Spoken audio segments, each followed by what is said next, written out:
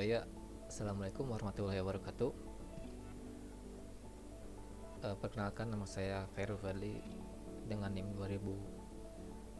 2003015128. Jadi di sini saya akan menjelaskan sedikit tentang OSI, yaitu Open System Interconnection. Itu adalah model OSI dengan 7 layer atau 7 lapisan. Nah, ini saya saya akan jelaskan OSI ini untuk tugas dari mata kuliah pemrograman jaringan komputer di kelas 6D. Oke, kita langsung. Nah, referensi materi yang saya buat itu dari buku ini. Jadi buku namanya Komunikasi Data dan Komputer. Itu penulisnya Sti Trusta Sukaridato. Jadi kalau misalkan ingin melihat materinya, kalian bisa baca juga di buku ini. Lalu Open System Interconnection atau OSI. Model OSI ini diciptakan oleh International Organization for Standardization atau ISO yang menyediakan kerangka logika terstruktur bagaimana proses komunikasi data itu berinteraksi melalui jaringan. Nah, dahulu itu komunikasi data yang melibatkan komputer-komputer dari vendor itu berbeda-beda. Nah, masing-masing vendor menggunakan protokol dan forward data yang berbeda-beda juga, sehingga ISO membuat suatu arsitektur komunikasi yang dikenal sebagai model OSI yang mendefinisikan standar untuk menghubungkan komputer-komputer dari vendor yang berbeda. Nah, apa itu sih OSI model itu? Nah, OSI itu singkatan dari yang tadi, Open System Interconnection. Itu adalah model referensi yang menggambarkan bagaimana informasi dari aplikasi perangkat lunak di satu komputer itu bergerak melalui media fisik ke aplikasi perangkat lunak di komputer lain. Nah, OSI model ini membagi seluruh tugas menjadi 7 tugas yang lebih kecil agar mudah dikelola. Ketujuh tugas tersebut diperankan oleh 7 lapisan atau layer, sehingga masing-masing lapisan akan bertanggung jawab pada satu tugas tertentu dengan tetap menjalin komunikasi dengan lapisan di atasnya dan di bawahnya. Nah, setiap layer ini atau setiap lapisan ini bersifat mandiri, sehingga tugas yang diberikan ke setiap lapisan dapat dilakukan secara independen. Nah, ketujuh lapisannya itu adalah sebagai berikut. Yang pertama, ini saya urutkan dari bawah ke atas. Jadi yang pertama ada physical layer, kedua data link layer, 3 network layer, 4 transfer layer, 5 session layer, 6 presentation layer, dan terakhir yang 7 itu application layer. Nah, kita akan jelaskan yang pertama dulu nih. Lapisan yang pertama yang paling bawah itu physical layer. Nah, lapisan fisik atau physical layer itu mencakup physical interface di antara device dan aturan-aturan bit-bit yang dilewatkan dari satu ke yang lain. Lapisan ini mendefinisikan media transmisi jaringan, sinkronisasi bit, arsitektur jaringan seperti Ethernet, topologi jaringan, dan pengabelan. Selain itu, lapisan ini juga mendefinisikan bagaimana network interface card atau NIC dapat berinteraksi dengan media kabel atau radio. Data biner itu nanti dikodekan dalam bentuk yang dapat ditransmisi melalui media jaringan, sebagai contoh kabel, transceiver, dan konektor yang berkaitan dengan layer fisikal. Nah, yang kedua itu data link layer. Nah, mengingat kepisahan fisik yang tadi itu hanya menyediakan suatu layanan arus bit yang tidak diproses. Nah, lapisan data link ini mengupayakan agar link fisik cukup baik dan menyediakan alat-alat untuk mengaktifkan, mempertahankan, dan menonaktifkan link. Nah, lapisan ini menentukan bagaimana bit-bit data dikelompokkan menjadi format yang disebut sebagai frame. Pada lapisan ini terjadi koreksi kesalahan, flow control, pengelamatan perangkat keras seperti halnya media access control address atau MAC address, MAC address maksud saya, dan menentukan bagaimana perangkat-perangkat jaringan seperti hub, bridge, repeater, dan switch layer 2 beroperasi. Spesifikasi IEEE 802 ini membagi lapisan menjadi dua lapisan anak, yaitu lapisan logical link control dan lapisan media access control. Nah, ini yang ketiga itu network layer. Lapisan network itu menyediakan transfer informasi di antara ujung sistem melewati beberapa jaringan komunikasi berurutan. Ini mengurangi lapisan tertinggi dari kebutuhan untuk mengetahui apapun mengenai transmisi data yang mendasari dan mengganti teknologi-teknologi yang dipergunakan untuk menghubungkan sistem. Pada lapisan ini, sistem komputer berdialog dengan jaringan untuk menentukan alamat tujuan dan meminta fasilitas jaringan tertentu, misalnya prioritas. Nah, lapisan ini mendefinisikan alamat-alamat IP dan menyediakan fungsi routing sehingga paket dapat dikirim keluar dari segmen network lokal ke suatu tujuan yang berada pada suatu network lain. Contoh protokol yang digunakan di lapisan ini itu seperti IP. Oke, selanjutnya ada transfer layer. Lapisan transport menyediakan suatu mekanisme perubahan data di antara ujung sistem. Nah, layanan transport berorientasi koneksi yang menjamin bahwa data yang dikirim bebas dari kesalahan secara bertahap dengan tidak mengalami duplikasi atau hilang. Lapisan ini memecah data ke dalam paket-paket data serta memberikan nomor urut ke paket-paket tersebut sehingga dapat disusun kembali pada sisi tujuan setelah diterima. Nah, lapisan ini menggunakan protokol seperti UDP dan TCP. Lapisan ini menyediakan transfer yang reliable dan transparan antara kedua titik akhir. Juga menyediakan multiplexing, kendali aliran, dan pemeriksaan error serta memperbaikinya. Lalu ada session layer. Nah, lapisan ini mendefinisikan bagaimana koneksi dapat dimulai, dipelihara, atau diakhiri. Jadi di sini itu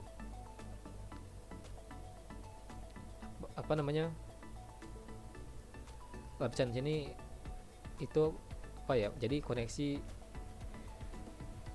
data-data yang tadi dihubungkan dengan sebuah koneksi itu terarah, jadi ada awal dan akhirnya. Nah, di lapisan ini terdapat beberapa protokol seperti NetBIOS, suatu session interface, dan protokol yang dikembangkan oleh IBM yang menyediakan layanan ke layar presentation dan layar application. Lalu ada NetBEUI atau NetBIOS Extended User Interface.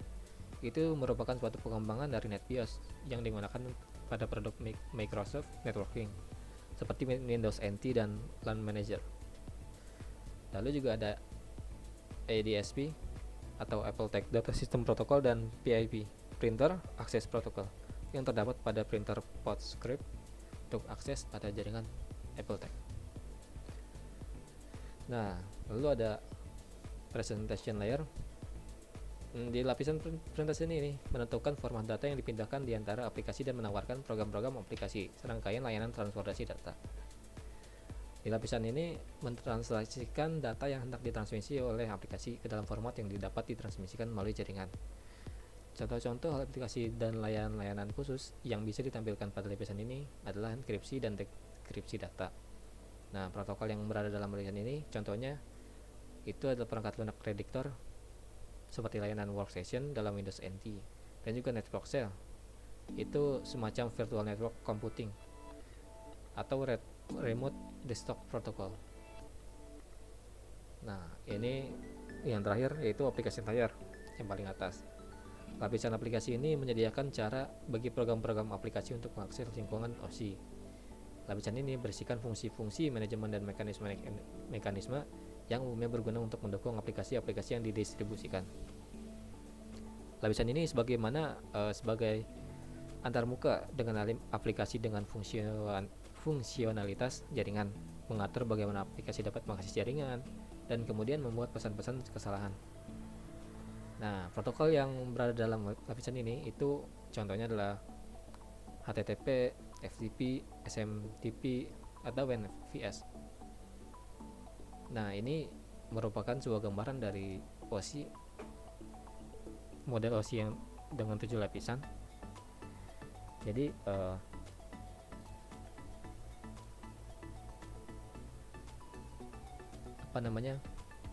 ini merupakan contoh ya, misalkan ada suatu aplikasi X dengan aplikasi Y itu bisa terhubung dengan menggunakan model OSI ini dengan bantuan protokol-protokol yang ada juga ya tentunya. Jadi arah arah mengalir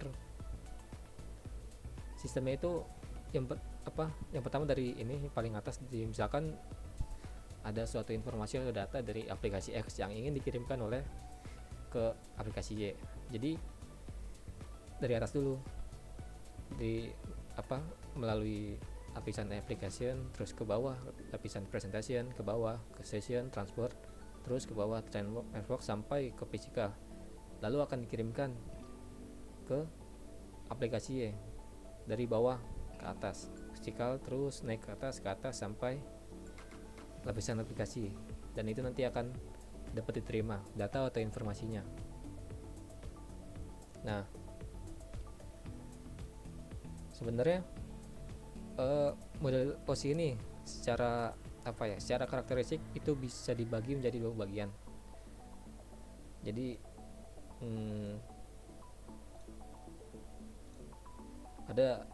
ada dua bagian, yaitu lapisan atas dan lapisan bawah. Nah, lapisan atas itu adalah dari application sampai session. Ini merupakan lapisan atas, lapisan 1 misalkan. Bentar.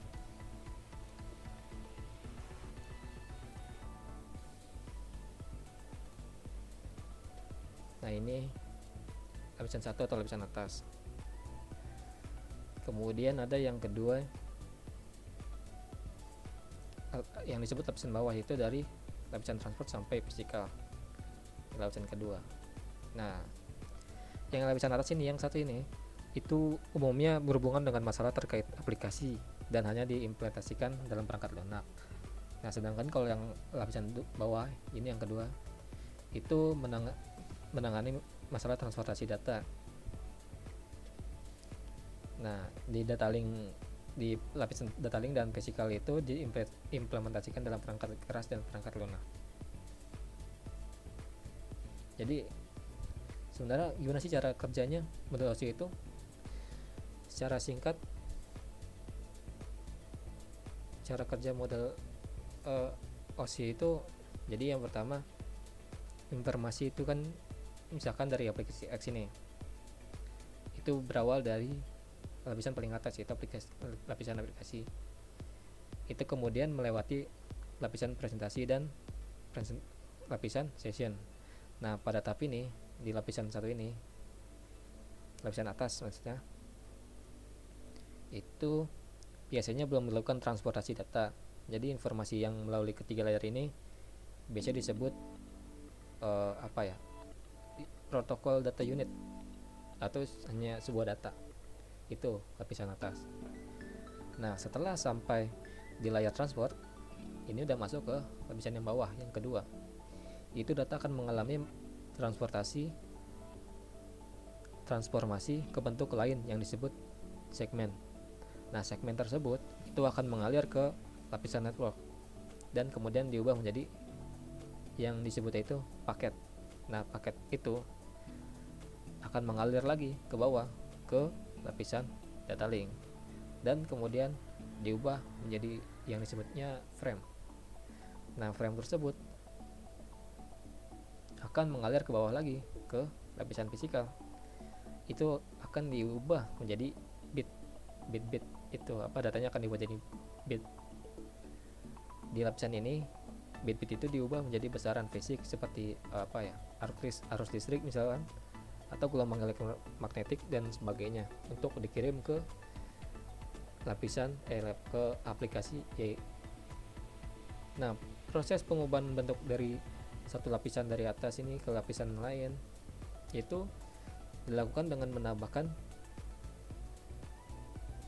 yang namanya disebutnya header khusus yang disebut enkapsulasi. Nah, proses enkapsulasi ini terjadi berulang-ulang hingga data diubah menjadi bit.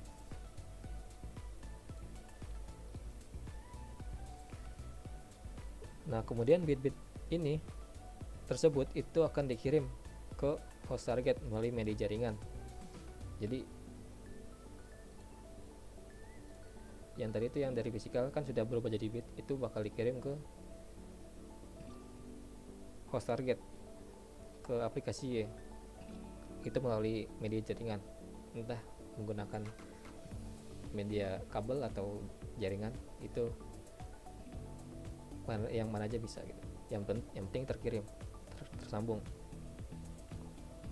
Nah, setelah informasi tadi yang bit tersebut sampai ke fisikal ini, di lapisan fisikal di aplikasi ya, itu akan mengalir ke atas. Jadi sama prosesnya yang tadi, apa yang proses lapisan ke lapisan ke bawah nurun di aplikasi X, cuman di sini sebaliknya di aplikasi Y itu. Jadi kalau di aplikasi X itu menurun, di sini naik. Nah, header yang tadi ditambahkan dalam proses enkapsulasi itu akan dilepas saat naik tiap lapisan. Itu akan dilepas headernya satu persatu dari lapisan dari bawah sampai ke atas. Nah, proses melepas header itu disebut dengan deenkapsulasi. Jadi cara kerjanya secara sederhana seperti itu. Jadi sudah sudah terbayang lah kan gambaran bagaimana cara kerjanya. Jadi kalau kalau misalkan fungsi secara singkat apa sih, kalau misalkan masih ada yang bingung gitu fungsi tiap lapisan ini, itu kalau secara singkat, yang pertama misalkan di aplikasi ini itu untuk menyediakan user interface yang tadi, yang informasi dan data awal. Terus yang kedua, terus yang lapisan presentasi itu untuk menyajikan data dan menangani proses seperti enkripsi data. Terus kalau di lapisan session itu untuk memisahkan data dari berbagai aplikasi. Kalau di lapisan transport itu untuk menyediakan reliable atau unreliable delivery dan mengecek error connection sebelum ditransmisi data. Jadi dicek dulu sebelum dan setelah data diterima itu apakah ada kesalahan atau bagaimana. Lalu di lapisan network itu untuk menyediakan logical addressing dan menentukan rute menuju tujuan. Di lapisan data link ini untuk menyediakan akses ke media menggunakan MAC address dan melakukan error detection. Nah, dan terakhir yang di lapisan fisikal ini itu untuk menentukan tegangan, kecepatan besaran fisik, dan mengalirkan bit-bit yang tadi bit-bit data yang sudah diubah jadi bit itu ke device lain, ke aplikasi ini. Jadi seperti itu. Nah, mungkin itu tadi penjelasan singkat dari saya. Jika ada kekurangan mohon dimaafkan, kurang lebihnya mohon maaf. Dari saya sekian dan terima kasih.